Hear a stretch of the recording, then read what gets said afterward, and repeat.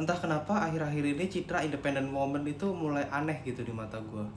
Pandangan gue soal independent woman ya, misalnya kayak Sri Mulyani, Najwa Shihab gitu ya, itu kan keren gitu ya. Dia nggak pernah tuh bikin gender war gitu sama sekali. Justru sekarang itu malah banyak mindset-mindset aneh yang nggak masuk gitu di otak gue. Misal nih, ada satu oknum yang dia tuh menyuarakan independent woman. Dia ngomong kayak gini, jangan mau pacaran sama cowok jelek, biar kalau diselingkuhin itu nggak sakit-sakit amat. Ini kan kayak konsep jaminan cuy, biar kalau misalnya gue fail, gue nggak rugi-rugi banget.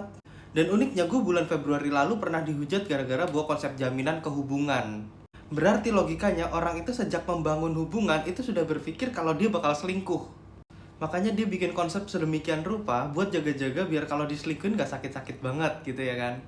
Katanya hubungan kuncinya kepercayaan. Kok bertentangan sama teorinya? Kenapa kalian gak mikir buat bikin kriteria di mana cowok itu harus berintegritas dan imannya kuat biar mencegah terjadinya perselingkuhan? Atau gini, salah satu hal yang ditakutin wanita itu misalnya cowok itu KDRT. Apa bedanya ditonjok cowok jelek sama cowok ganteng? Gak ada bedanya cuy. Bentukan memarnya pun juga sama. Dengan mindset yang sama, cowok pun juga bisa berpikiran, mending gue mau kondo biar gue kalau diselingkuhin gak sakit-sakit amat. Ya apa-apa itu cuy. Ya kalau kalian nyari cowok yang benar, gak selingkuh, gak KDRT, kalian gak bisa ngeliat dari cowok itu ganteng, jelek, kaya, miskin. Orang jelek bisa selingkuh, orang ganteng pun bisa selingkuh, orang miskin bisa selingkuh, orang kaya pun juga bisa selingkuh cuy. Kalau gitu susah dong, ya emang susah. Mencari jodoh itu ya nggak gampang cuy. Lu perlu juga cek gimana riwayat dia sama mantannya. Lu harus cek juga gimana dia sama lingkungannya, gimana dia sama pergaulannya pun kayak apa. Itu pun harus kalian cek cuy.